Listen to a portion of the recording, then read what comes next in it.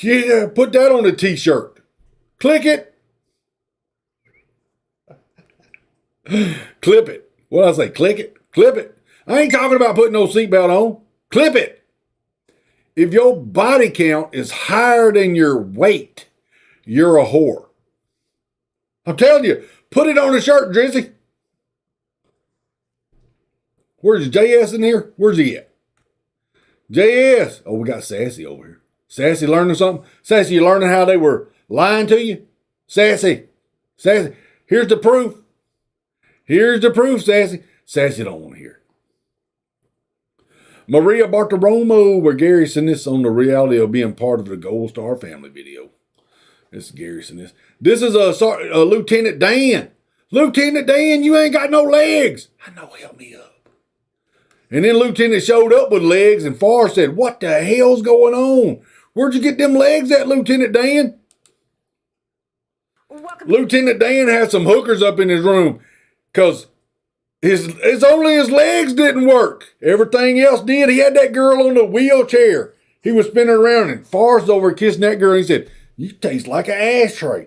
How many ashtrays you been licking on there, Forrest? I don't know, but she tastes like one. She was deep tongue kissing him too, man. And you don't even want to know what she was doing before they picked him up. They just had come back off a date. Ugh. That ain't an ashtray you tasting there, Forrest. You better go get you some damn, what do they call it? A Breva. You better get you some Breva there, Forrest, and rinse your mouth out with some liquor. Liquor? I hardly know her. Oh, Forrest, you gonna catch it. Lieutenant Dan didn't give a shit. He was mad at the world because his legs got blowed off. That was over there in Vietnam. And then Forrest went down there and bought that boat. Because his good buddy Bubba had got killed, and him and Bubba was going into shrimping business. Now, Forrest was a man of character. Bubba got killed, and he didn't care. He lived up to his thing and put his family, Bubba's family, cut him in halfway through it on everything. He went down there and bought that boat. Lieutenant Dan showed up down there, feeling bad because he had cussed Forrest out up there when Forrest told that girl she tasted like. Oh, that's what it was. Forrest pissed that girl off. Said she smelled like liquor and nut butter. And her buddy got mad and they both left. And Lieutenant Dan said, I done paid for an hour. And he got cut off. He didn't get the full benefit of it. He didn't get the happy ending. And it done cost him like $25. It was back in them days. It was cheap. He said, damn it, Forrest, you son of a bitch. I was finna get my jollies rocked. And you come in here talking about her buddy over there. He said, we ain't got but one bed in here, Lieutenant Dan. What the hell you think I'm going to do? You think I'm finna get butt naked in here and do my thing with old girl? She tasted like cigarettes. You're over there in the wheelchair popping wheelies, doing what God knows what you're doing with that girl. What did she taste like? I don't want to tell you. And they left. And Lieutenant Dan kicked Forrest out of his hotel room. So Forrest went on down to Baton Rouge, Louisiana, and bought himself a boat. He had a pocket full of money because he'd saved all his money up when he was over there. He wasn't carousing and stuff in Vietnam. He had a pocket full of money. Big old bulge. Fat bank account. And then he had a checkbook in his back pocket that he ain't wrote a check out of in a long time. And he said, I need to buy a boat. How much is this boat right here? And that guy said, well, I'll see you that right there for $35,000. That's some of his head. Wood was falling off of it. And he thought he was getting a deal. He walked over and kicked the tire on that thing. He said, this thing looks good for the road. Let's go. Signed off his money and took off. And Lieutenant Dan, he went out there and he was dredging up license plates and bicycles and God knows what. He wasn't finding no shrimp. And he was coming back in one day from a hard day out there shrimping. And that's some hard work. Puts calluses on your hands. A lot of leftists don't know nothing about that. Sassy's boyfriend don't. His butt's calloused from sitting on it all day. And he's pulling back into port, singing a tune. There's a ditty, a shrimping ditty. Had a parrot sitting on his shoulder. And he's patch on his eye like old Pat McCain up there in Washington, traitor. And he's pulling back in like this, and he looks over on the thing on the dock, and it's Lieutenant Dan sitting there. And what caught his eye was a shiny thing off his wheelchair. He said, damn, what the hell was that? He had that thing shined up. Chrome was blinging on it. And he said, Lieutenant Dan. He jumps off the damn boat. Didn't put it in park or nothing. Jumps off the boat. Driving, yes, ma'am. Swimming over to Lieutenant Dan to get over close to him. I'm gonna go. I gotta take my mom. Tell her I said Merry Christmas. I will. Uh-huh. The guy shouldn't be doing much. Okay. We're still waiting to get parts. I got you. You can leave that open. Okay. So I can hear if somebody comes in. Thank you, ma'am. Have a good one. Tomorrow. And he's swimming. He looks like Tarzan in one of them movies when Tarzan was swimming across he's trying to save Jane because that monkey's trying to molest her over there. And Tarzan's tearing out through the water. He's usually swimming downstream. You can swim a whole lot faster downstream than you can up. And he's swimming over to Lieutenant Dan. He climbs up the tall ladder, gets up there, and goes, Lieutenant Dan, what you doing down here, man? What's going on? Where's the hookers at? I'm ready. I've been out to sea for about a week and a half. I got some build up. And about that time, the boat just crashes all into the port. And they said, what the hell? He said, what you doing? He said, I come down here to be work on a shrimp boat. But don't you be telling me shit, boy. I'm Lieutenant Dan. I don't care if you're a captain. You don't tell me shit when we're on the boat. I do what I damn well please. And he said, all right, Captain Lieutenant Dan, let's go. And they jumped on the boat and went back out to sea.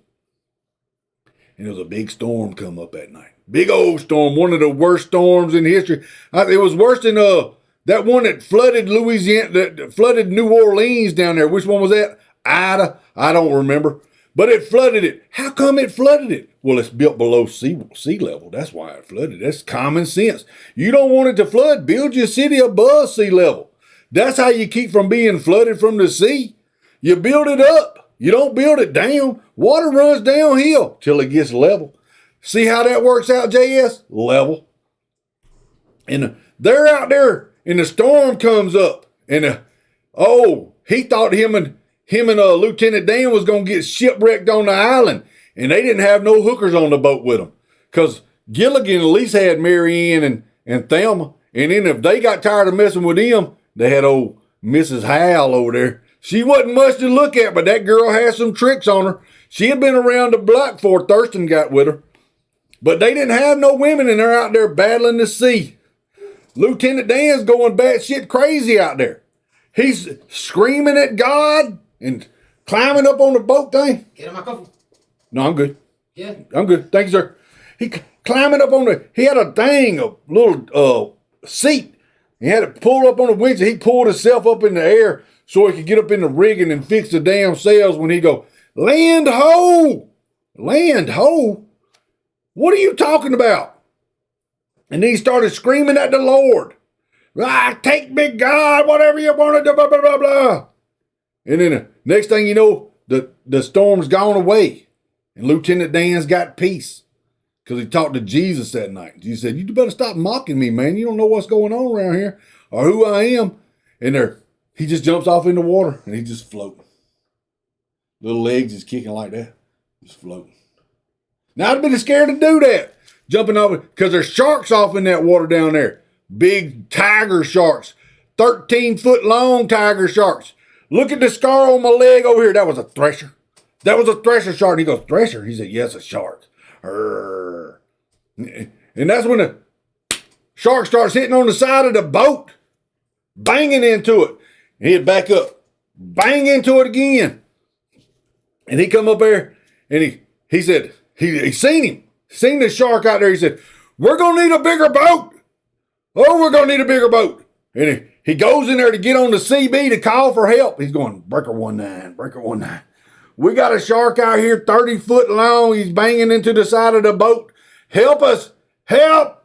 And the captain come in there with a bat and beat the CB up, busted it all up and said, get your ass back down there and throw some more squid stuffed guts out there in the water so we can lure him in so I can shoot him with this harpoon bullet thing. And it tied to that barrel on the front.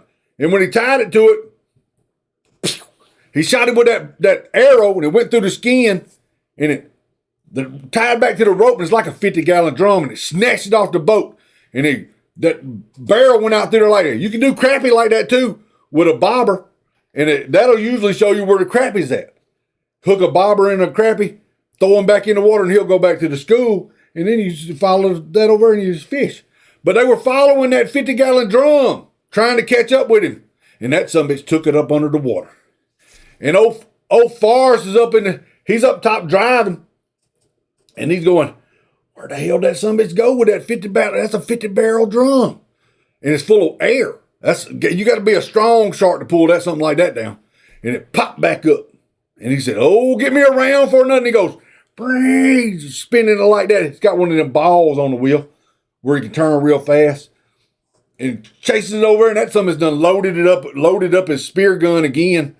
Got another rope to another barrel. He's got about 5 of them on there. He didn't think he's gonna need that many, because he ain't never seen one that took more than 3 barrels to bring him back up. He gets up running close to the side of him, and he's like hanging out the window shooting him. It's illegal to hunt out of a boat like that. Pew! Shot him with another one, and the barrel takes off, and that sumbitch goes out through yonder with the barrels. And then they go down. And they go, oh, we're in trouble. And you done busted up the CB. What the hell's going on, Lieutenant Dan? And Lieutenant Dan's got his little legs. He's running back and forth across the boat down there. He ain't got them new metallic legs yet. And he's running back and forth across the boat down there. And then the barrels pop up again. Boom. And they're like dancing. He's like pulling on them, making the barrels go up and down in the water. And they go, oh, shit. This is going to be a bad time now, son. And they go out there to the barrels, and they reach out there with a stick and pull them. And they tie them to the cleats on the back of the boat. Ties the rope to the cleats. And the shark takes off with it, and it pinches Lieutenant Dan's legs up real bad. He's going, because it's like cutting his legs off because of the rope. And it's pulling that boat backwards. And he finally gets his legs out from up under it. But this shark's pulling this boat backwards. And waves is coming over the back of the boat, flooding it out. This somebody's going to sink. Flooding out the back of the boat like that.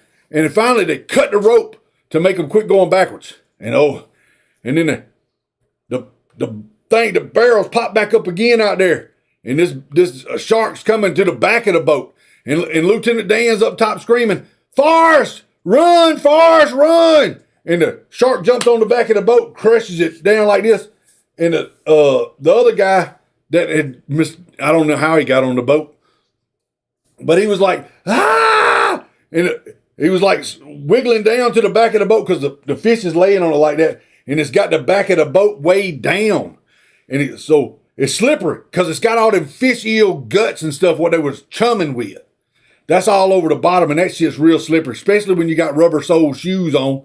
And he's sliding down through there like that, in through the guts and stuff. And this shark's right here at the back going, rah, rah, rah, rah, rah, rah, rah, rah. He's, ah, rah, rah, rah. And it grabs him, and it bites down on him, and blood comes out of his mouth.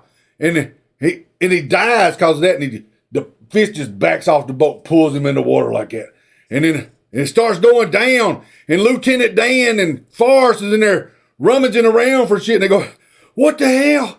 Well, how we going to get out of here, man? Told you we needed a bigger boat. And that somebody's done busted up the radio. We can't get no help. And he says, I don't know what you going to do, but I'm finna swim down to the bottom with this oxygen tank on my back. What you going to do? He said, I'm going to get this rifle. Because Forrest he was a marksman in the Marines. And he climbs up when the boat's sinking, the crow's nest thing, he climbs up it like that. And the shark's coming to him, swimming to him. He's on top of the water, looks like a top water plug, swimming to him like this. And he's going, pew. It's a single shot. Pew. Pew. He's running out of bullets. Pew. And he goes, smile, you son of a... And he hits that, because when he grabbed that guy, the fish, when he did that and he grabbed that guy, oxygen tank fell off in his mouth too, right there in the side. It was like wedged in his molar. And that's what the Forrest was aiming at. And he hit that oxygen tank and blowed that sumbitch sky high. Oh, there was fish guts and all that falling down. The seagulls was coming in. Probably would have been a whole lot more sharks coming in out there because of all the blood and stuff floating around in the water. They'd be snapping it up. And the birds is falling on it. And then Forrest is on the raft. 2 barrels. He had made a raft. And he's pedaling back toward shore. And Lieutenant Dan popped up back out of the water. He said, "Damn, Lieutenant Dan, you scared the shit out of me. Woo, boy, I thought you was another shark." And they both got on that thing and paddled back in. And they made it all the way back in. And he didn't want to be on another island, I know that. They said he ain't going to do that no more. He's moving back to New York City.